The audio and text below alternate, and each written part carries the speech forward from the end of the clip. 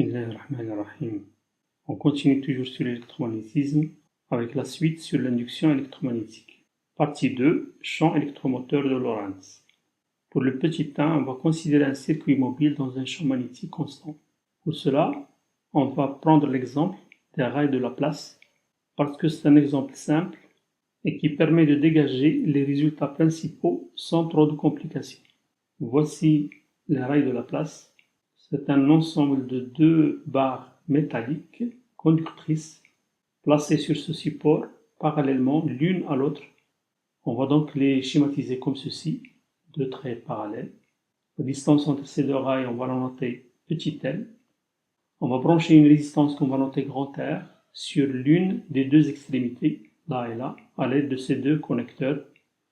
Puis, on va placer une barre qu'on va noter Mn perpendiculairement au rail et qui est elle-même conductrice.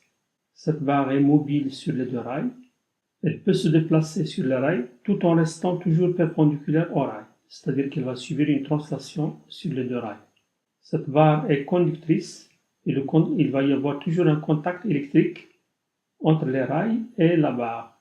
On a donc fabriqué un circuit fermé qu'on va orienter dans ce sens par exemple. Et on va considérer que la résistance de ce circuit est toujours constante et égale à R, même lorsque la barre Mn se déplace. On va considérer aussi un repère OXYZ tel que OX est parallèle au rail et OY parallèle à la barre Mn. L'axe OZ dirigé vers le haut est perpendiculaire au plan constitué par les deux rails et la barre Mn. On applique aussi un champ magnétique B dans le même sens que l'axe OZ à l'aide de cet aimant en U qu'on place comme ceci sur le support. On va noter petit v la vitesse de la barre parallèlement à l'axe X à l'instant t. Et on va considérer que à l'instant t est égal à 0, v est égal à v0 ex. Donc v0 c'est la vitesse initiale de la barre Mn. v0 étant positive, c'est-à-dire que la barre va se déplacer vers la droite. Le champ magnétique étant porté par l'axe OZ, et on va considérer que B est une constante positive, c'est-à-dire que le B est dirigé dans le même sens que l'axe OZ. Et puisqu'il est constant, ça veut dire que le champ magnétique est uniforme. Et il est en plus constant, c'est-à-dire qu'il ne dépend pas du temps. Le flux phi du champ magnétique P à travers ce circuit va être égal à B multiplié par la surface. L'élément de surface ds va être dirigé selon l'orientation qu'on a choisie pour le circuit. Donc il va être dirigé dans le même sens que le champ magnétique B. Donc ce produit scalaire est positif. Et puisqu'on a considéré que le champ magnétique est uniforme, donc il va être égal à la surface multipliée par le champ magnétique B. Lorsque la barre se déplace, la surface du circuit va augmenter et donc le flux va varier. Et on avait vu que toute variation du flux à travers un circuit implique l'apparition d'un courant induit. Il va y avoir donc apparition du courant induit I dans le circuit. On va calculer ce courant induit. Pour cela, on va considérer les deux instants t et t plus dt. À l'instant t, la barre est située ici, et à l'instant t plus dt, la même barre est située ici, et s'est déplacée un tout petit peu de la distance v dt. Et donc, la variation du flux dφ, c'est phi de t plus dt moins phi de t. Elle va être égale à B multiplié par la surface ds. Avec ds, c'est cette surface assurée ici. C'est la variation de la surface du circuit. C'est un petit rectangle de longueur petit l et de largeur v dt. Donc le ds va être égal à L fois V fois dt. Le dφ est donc égal à BLV dt. On le note delta phi c. Avec phi c, c'est ce qu'on appelle le flux coupé, c'est-à-dire le flux de B à travers la surface balayée par la barre Mn pendant dt. Vous pouvez vous demander pourquoi on a noté ici petit delta alors qu'ici c'est un d droit. C'est tout simplement parce que phi c n'existe qu'au cours du déplacement. C'est-à-dire qu'on ne peut pas parler d'un flux coupé à un instant t comme pour le phi. Pour le phi, on a à chaque instant un flux à travers le circuit. C'est pour cela qu'on note dφ avec un d droit. C'est comme ce que vous avez vu en thermodynamique pour le premier principe. Pour l'énergie interne U, vous l'avez noté dU, parce que c'est une fonction d'état. L'énergie interne est définie à chaque instant. Mais pour le travail et la chaleur, vous les avez notés delta W et delta Q, parce qu'ils ne sont pas des fonctions d'état. Pour la force électromotrice induite, E, d'après la loi de Faraday, c'est moins d2φ sur dt. Donc elle est égale à moins delta phi c sur dt. Donc en divisant cette expression par dt, le dt se simplifie. On obtient alors la force électromotrice induite E, c'est moins BLV. Le signe moins vient de la loi de Faraday. Et finalement, le I est égal à E sur R, donc il va être égal à moins BLV sur R. On peut remarquer que I est proportionnel à V, parce qu'on avait vu que le courant induit est plus important lorsque la variation est plus rapide. Et le signe moins traduit ici la loi de Lenz, parce que le fait que le I soit négatif, ça veut dire que le I se déplace dans le sens opposé de l'orientation choisie. Et ce courant qui se déplace dans le sens opposé de l'orientation crée un champ magnétique propre qui est dirigé vers le bas. Ce qui est conforme à la loi de Lenz, parce que lorsque le flux augmente, le courant induit essaie de minimiser cette augmentation, donc il va créer un champ magnétique dirigé vers le bas, opposé au champ magnétique appliqué B, pour essayer de diminuer la variation du flux. Dans le petit 2, on va chercher le champ électromoteur de Lorentz. On reprend le schéma précédent et on a noté ici ds, un petit élément de surface, un infiniment petit du second ordre, avec les deux côtés qui sont VDT et DL. On va noter donc le flux coupé à travers cet élément de surface delta carré phi, le carré pour dire que c'est un infiniment petit du second ordre. Il est donc égal à B scalaire delta carré S. Avec delta carré S, cette petite surface hachurée. On va essayer de l'exprimer à l'aide d'un produit vectoriel. Puisque le circuit est orienté dans ce sens-là, cet élément de surface delta carré S doit être dirigé vers le haut. Donc il va être égal au produit vectoriel VDT vectoriel DL, et non pas l'inverse, parce que DL vectoriel VDT va être dirigé vers le bas. On a donc delta carré phi C est égal à B scalaire VDT vectoriel DL.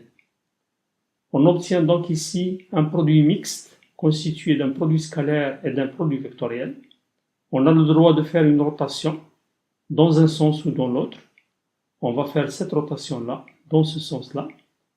Le DL va prendre la place de B, le B va prendre la place de V, et le V va prendre la place de DL. Le DT, on va le faire sortir à l'extérieur. On obtient donc delta carré phi C est égal à DL scalaire B vectoriel V multiplié par dt. Pour obtenir delta phi C, c'est-à-dire le flux coupé à travers toute cette surface-là, on doit intégrer sur toute la longueur L du point M jusqu'au point N. On obtient donc delta phi C, c'est l'intégrale de M jusqu'à N de B vectoriel V scalaire dl multiplié par dt. On doit suivre l'orientation, donc on doit aller du point M jusqu'au point N. On a E est égal à moins delta phi C sur dt. Donc il suffit de diviser par dt et rajouter le signe moins. On obtient alors E égale à moins l'intégrale de M jusqu'à N de B vectoriel V dl. On peut introduire le signe moins et faire une permutation entre B et V. On obtient donc E, c'est l'intégrale du point M jusqu'au point N de V vectoriel B scalaire dl. Et on sait que le E, c'est l'intégrale sur tout le circuit de EM dl, d'après la vidéo précédente. Et puisque le V n'existe que entre le point M et le point N, parce que seule la barre se déplace, on a aussi E égale l'intégrale du M jusqu'à N de EM dl. Et finalement, on peut faire une identification et on obtient alors le champ électromoteur. EM est égal à V vectoriel B. C'est le champ électromoteur dans le cas d'un circuit mobile dans un champ magnétique. C'est ce qu'on appelle le champ électromoteur de Lorentz. Pour le petit 3, on va calculer la force de freinage qui va s'appliquer sur cette barre lorsqu'elle se déplace dans le champ magnétique B. La barre Mn est parcourue par le courant induit qu'on vient de calculer, c'est-à-dire moins BLV sur R, et elle est placée dans le champ magnétique B. Elle va donc subir la force de la place. Fl est égale à l'intégrale de M jusqu'à N de I dl vectoriel B, d'après ce qu'on avait vu dans la vidéo sur les forces magnétiques. Le courant I étant le même en tout point du circuit, on peut donc le faire sortir. Et de même pour le champ magnétique B puisqu'il est supposé uniforme. On a donc Fl est égal à I, l'intégrale de M jusqu'à N de dl vectoriel B. Cette intégrale, c'est la somme des petits dl du point M jusqu'au point N. Elle est donc égale au vecteur Mn. D'où Fl est égal à Imn vectoriel B. On va utiliser le repère OXYZ pour exprimer ces vecteurs. On a donc Fl égale à I, L porté par EY, parce que la distance Mn est égale à L, B étant porté par EZ et dirigé vers le haut, donc il est égal à BEZ. Le EY vectoriel EZ, c'est EX, on obtient donc la force de la place ILB portée par EX. On remplace finalement I par son expression et on obtient l'expression finale. Fl est égal à moins B carré L carré sur R porté par V, parce que le V est porté par EX. Le B carré L carré sur R étant positif puisque la résistance est toujours positive, donc le Fl est opposé à V, et on peut le schématiser comme ceci, collinéaire à V mais dans le sens opposé. C'est donc une force de freinage. Elle s'oppose donc au déplacement de la barre. Et en plus, il est de type fluide, ou bien de type visqueux, parce que il est de la forme Fl est égal à moins K fois V, avec K positif. Ce résultat est conforme à la loi de Lenz, parce que d'après cette loi, le courant induit essaie de minimiser les variations du flux, donc il doit s'opposer au mouvement de la barre. On va maintenant appliquer le théorème de la résistance cinétique à la barre en translation. On doit donc faire le bilan de toutes les forces. Voici toutes les forces qui s'appliquent à cette barre. Le poids mg, les deux réactions en N et en M, qu'on a noté Rn et Rm. J'ai supposé qu'il n'y a pas de frottement solide au niveau du contact entre la barre et les rails. Donc ces réactions sont perpendiculaires au déplacement. C'est pour cela que les forces sont verticales, c'est-à-dire normales au rail. Le TRC s'écrit alors la somme de toutes les forces, on a ici 4 forces, est égale à M d de V sur dt. Puisqu'on a supposé que la barre glisse sans frottement, on a donc la somme mg plus rm plus rn est égale au vecteur nul, parce que les deux réactions sont collinéaires à mg mais dans le sens opposé. Il ne reste alors dans le TRC que Fl qui est égal à m de v sur dt. En remplaçant Fl par l'expression qu'on vient de trouver, on tire l'équation différentielle suivante, d de v sur dt est égal à moins b carré L carré sur mr porté par v.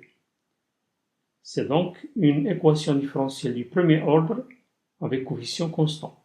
Cette équation, vous la connaissez très bien puisque vous l'avez déjà rencontrée plusieurs fois.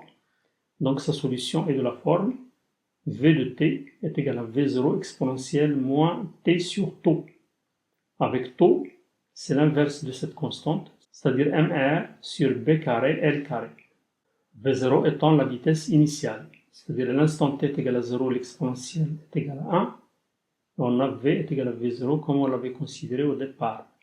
Donc cette vitesse diminue avec le temps de façon exponentielle. Voici la représentation graphique de cette vitesse avec le temps.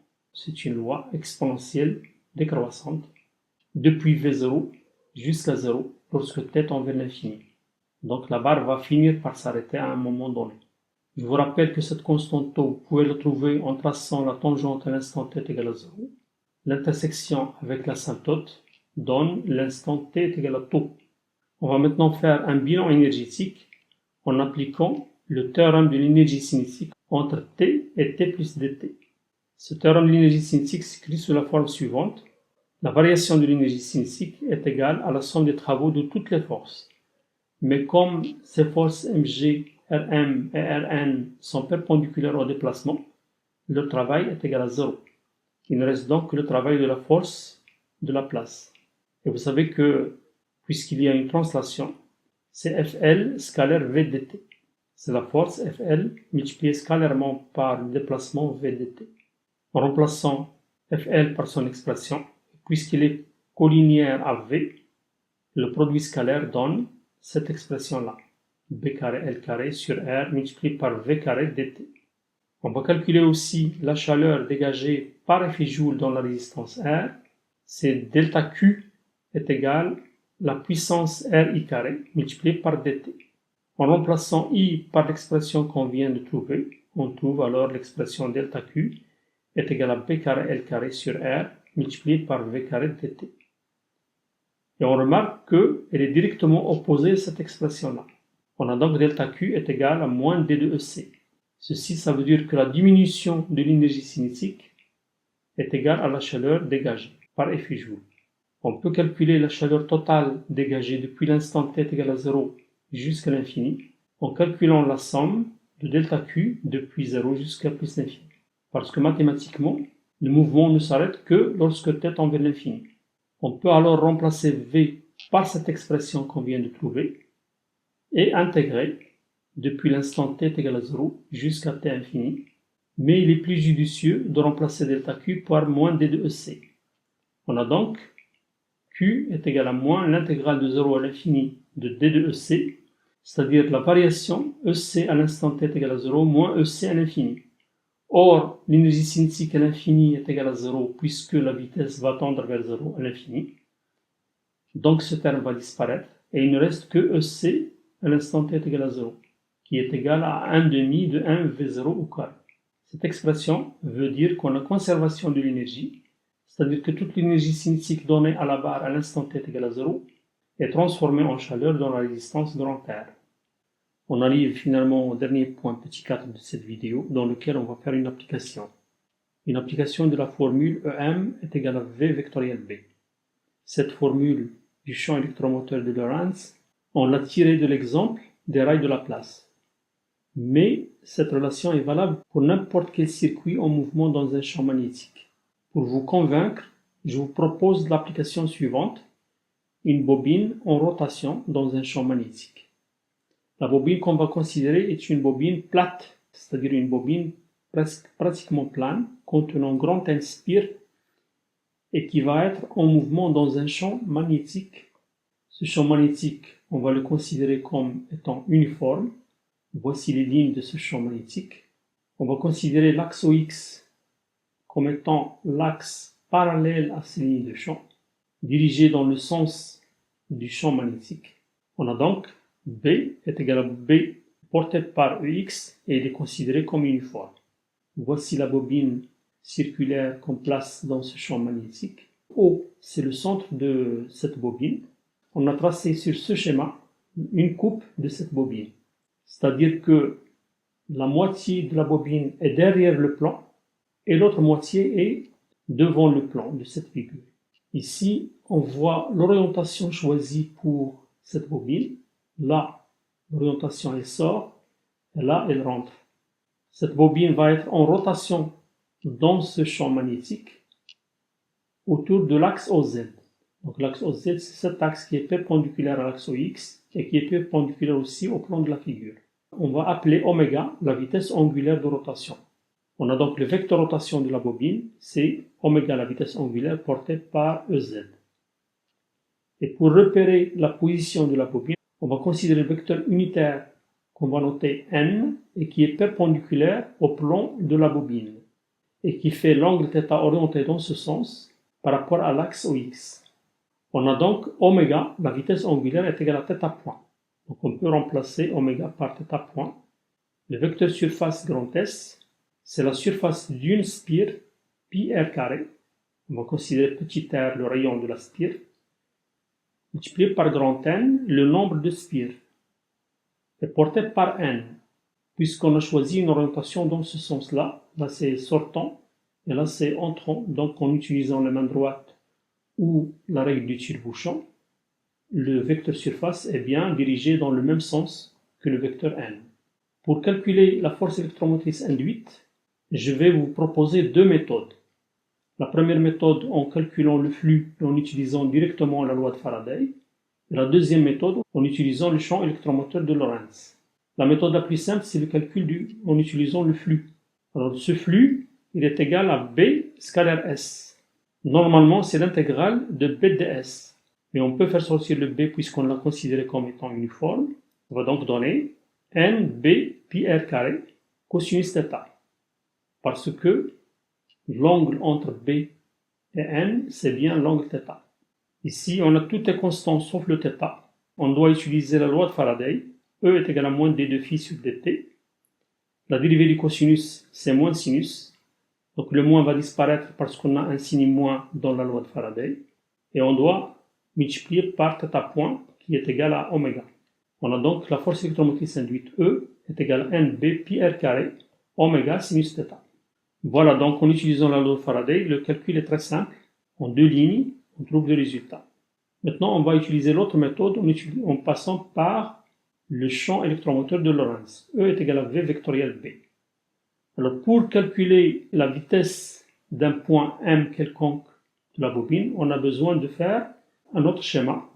On suppose qu'on regarde avec notre œil directement la bobine dans ce sens. Le N pointe vers l'œil, donc on voit un point qui pointe.